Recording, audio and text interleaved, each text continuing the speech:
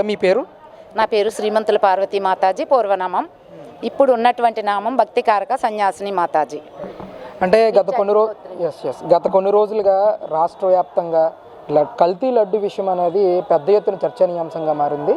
ఒకవైపు రిపోర్ట్స్ అన్నీ కూడా కల్తీ జరిగింది అని చెప్పేసి ప్రభుత్వం కూడా చెబుతూ ఉంది. అలాగే రిపోర్ట్స్ కూడా బయటకు వచ్చిన పరిస్థితి. ఒకవైపు గత ప్రభుత్వ నాయకులు 2019 నుంచి 2024 వరకు ఎవరైతే పరిపాలించారో వాళ్ళందరూ కూడా ఇది ఎక్కడా కూడా కల్తీ జరగలేదు, కావాలని దుష్ప్రచారం చేస్తున్నారని చెప్పేసి పెద్ద ఎత్తున వాళ్ళు మాట్లాడుతున్నారు. మీ అభిప్రాయం ఏంటి ఈ లడ్డు విషయం మీద?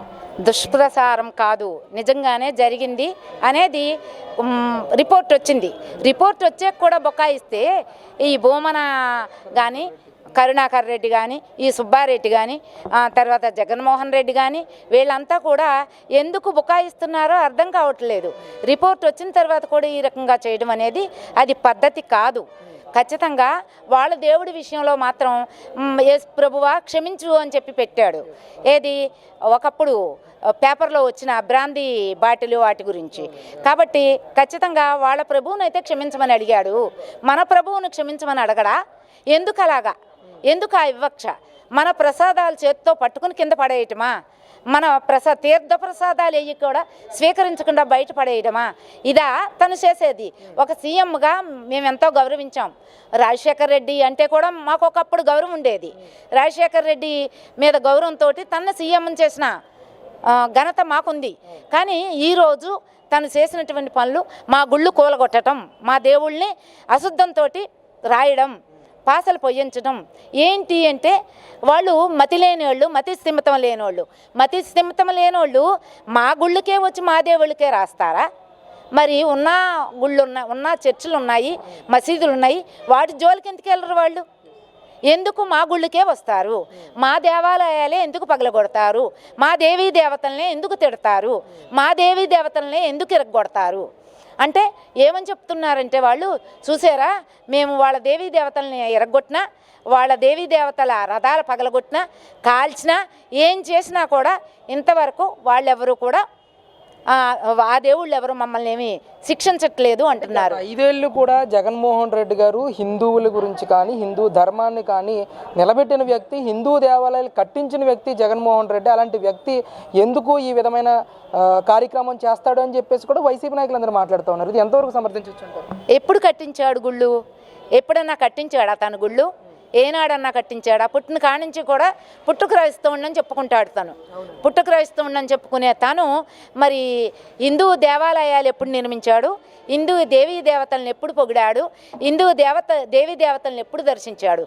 సీఎం అయిన తర్వాత ఏడుకొండలవాడి గుడికి భార్యాభర్తలు సమేతంగా రావాలి, తర్వాత డిక్లరేషన్ ఇవ్వాలి, నేను హిందువునే, నాకు భగవంతుడు అంటే భక్తి ఉంది, నేను భగవంతుడి మీద భక్తితోటే నేను ఇదంతా చేస్తున్నాను అని చెప్పి డిక్లరేషన్ ఇచ్చిన తర్వాతే భగవంతుడిని దర్శించుకోవాలి.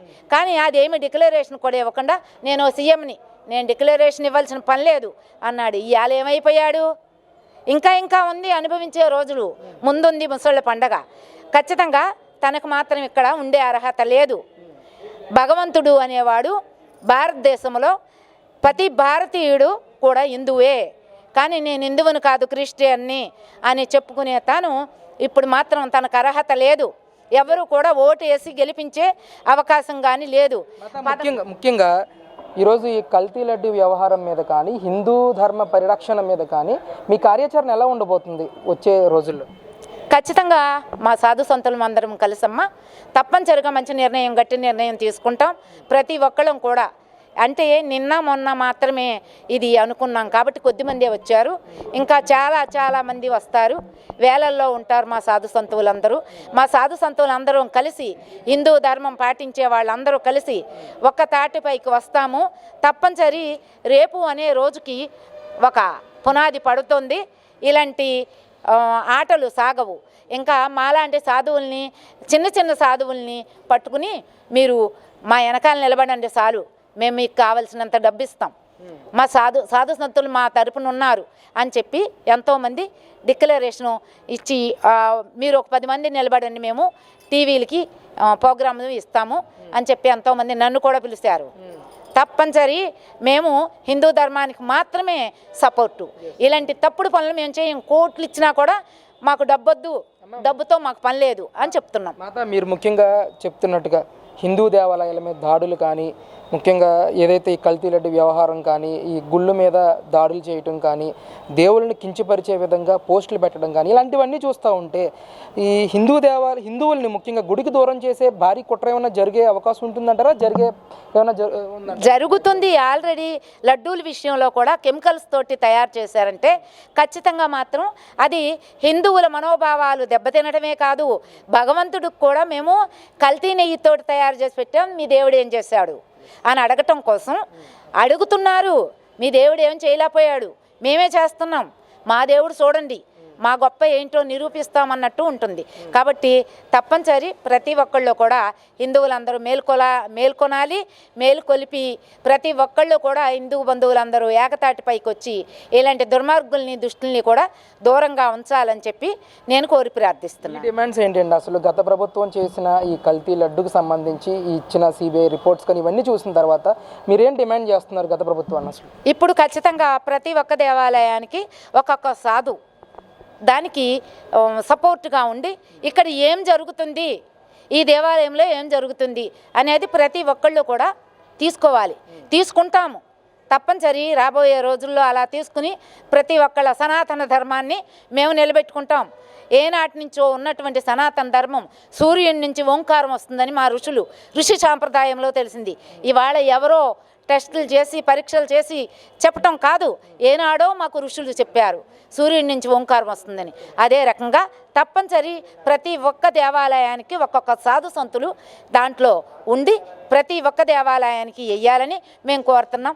మోదీ ప్రభుత్వంలో చేస్తున్నటువంటి కార్యక్రమాలు, మోదీ ప్రతి దేవాలయానికి వెళ్ళి ఎలా అయితే డిక్లరేషన్ ఇస్తారో అలాగే ప్రతి ఒక్కళ్ళు కూడా డిక్లరేషన్ ఇచ్చి భగవంతుడి మీద భక్తితోటి వెళ్ళాలి తప్ప భగవంతుడు అంటే భక్తి లేనోళ్ళు ఈ దేశంలోనే ఉండటానికి వీల్లేదు. ఇది భారతదేశం. భారత్ మాతాకి జై, భారత్ మాతాకి జై. హిందూ దేశాన్ని రక్షించుకుంటాం, హిందూ సాంప్రదాయాన్ని నిలబెట్టుకుంటాం. సనాతన ధర్మకి జై.